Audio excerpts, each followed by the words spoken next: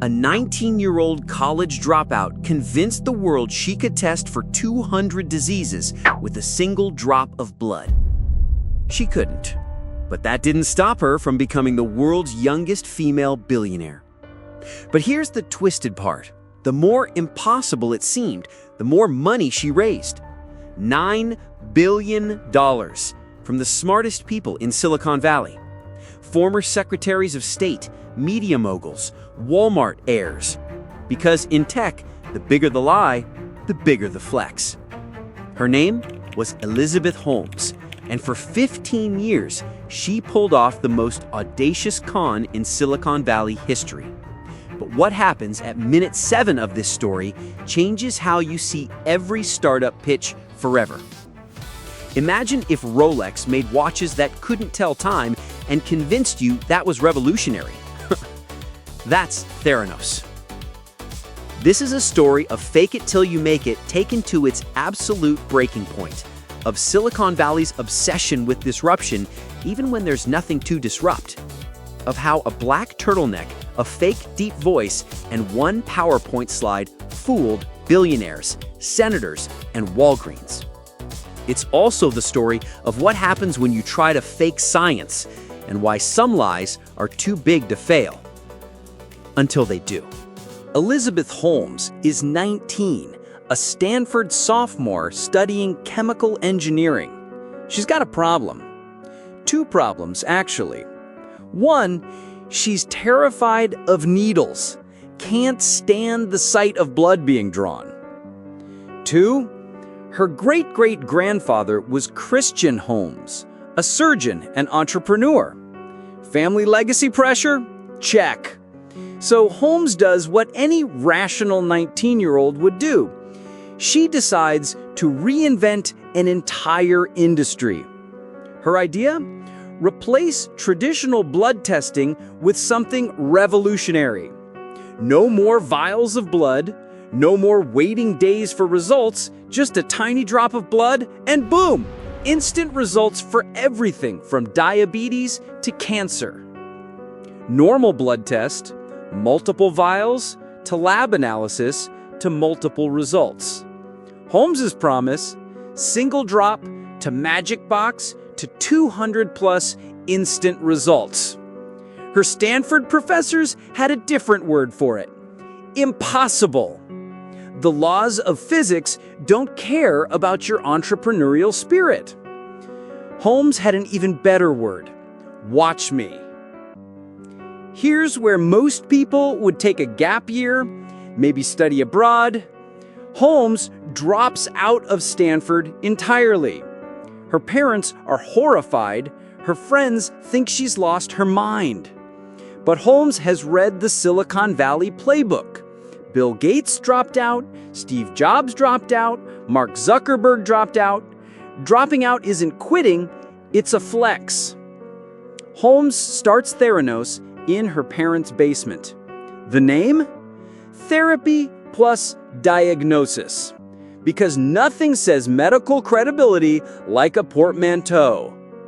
She's got no medical degree, no engineering background, no working prototype. But she's got something more valuable in Silicon Valley: audacity wrapped in a compelling story. Her first pitch deck had one slide that made investors lose their minds. A world when no one ever has to say goodbye too early. Not a product, not a demo, just pure, concentrated emotion. The first check? $945,000 from a family friend who believed in the dream. By 2010, Holmes isn't just running a startup, she's performing a character. Enter the black turtleneck, the same brand Steve Jobs wore. Issei Miyazaki, $175 each. Holmes buys them in bulk, wears nothing else. But that's not the weird part. The weird part is her voice. Holmes starts speaking in this unnaturally deep baritone, like she's doing a bad impression of Darth Vader. Former employees later said she practiced it in mirrors, for hours. Why? Because in Silicon Valley, if you sound like a teenage girl, no one takes you seriously. So she literally cosplayed her way to credibility. She called her machines Edison, as in Thomas Edison, because subtlety is dead. The problem? The Edisons didn't work at all. Traditional blood tests need substantial samples. Chemistry doesn't negotiate. So Theranos did what any rational, fake-it-till-you-make-it company would do. They ran tests on traditional machines and told everyone it was Edison magic. Holmes has a genius idea. If you can't make the technology work, make the board so impressive that no one questions the technology. Henry Kissinger, former Secretary of State. George Shultz, another former Secretary of State. James Mattis, retired Marine General. William Perry, former Secretary of Defense. Here's the catch. Not one of them had a medical or scientific background. It's like assembling the Avengers for a baking competition. But it worked, because when Henry Kissinger vouches for your blood testing company, who's going to ask to see the lab? Holmes goes full cult leader.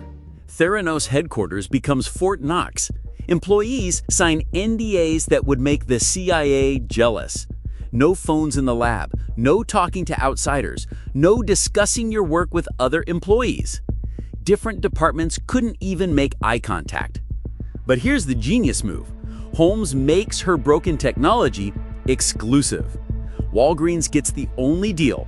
One location, Palo Alto, where tech billionaires do their grocery shopping. It's like a speakeasy for blood tests. The rich and paranoid lined up, not because it worked, because no one else could have it. Tim Draper, the venture capitalist, brings his whole family. Rupert Murdoch invests $125 million without seeing a single test result. Why? Because exclusivity is the ultimate luxury good. Holmes becomes Silicon Valley royalty. Forbes puts her on the cover, youngest female billionaire, worth $4.5 billion on paper. She's doing TED Talks with 2 million views, dating a Pakistani prince, living in a $9 million mansion. The media can't get enough. She's the female Steve Jobs, the dropout who's changing the world. But then Vanity Fair wants to do a feature story. When the reporter asks to see the lab, Holmes says no. When they ask to interview scientists, Holmes says no. When they ask how the technology actually works, Holmes says trade secrets.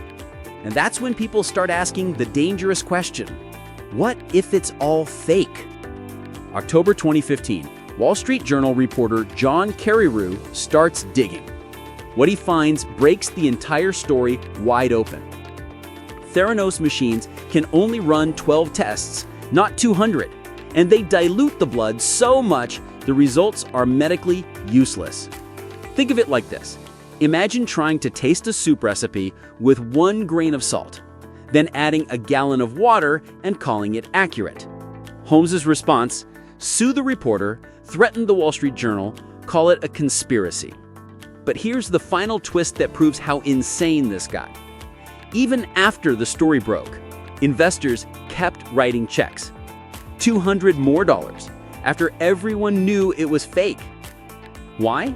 Because admitting they were wrong meant admitting they'd been fooled by a 19-year-old with a fake voice and a turtleneck fetish. Their egos were worth more than the truth. The patients started coming forward. People who got false positives for HIV. Families who changed their lives based on fake cancer screenings. This wasn't just fraud anymore. This was people's health, their futures. Holmes kept doubling down. More lawsuits, more threats, more lies. But you can't sue physics. You can't threaten chemistry into working. And you definitely can't drop out of college and reinvent medicine in your parents' basement. The house of cards was falling, and Holmes was about to learn that reality doesn't care about your vision board. June 2022. Elizabeth Holmes gets 11 years in federal prison for fraud. Theranos gets shut down. The Edison machines get sold for scrap. $9.1 billion gone. But here's what nobody talks about. Silicon Valley learned absolutely nothing. Right now, there's another 19-year-old in another garage promising to change the world with another impossible idea. And billionaires are lining up to give them money. Because they weren't buying blood tests. They were buying proof that they were smarter than everyone else, that their vision of the future was untouchable, that reality was just another thing to disrupt. The product was never the point. The need to believe in magic, that's what they were really buying. And as long as that need exists, there will always be another Elizabeth Holmes ready to sell them the impossible.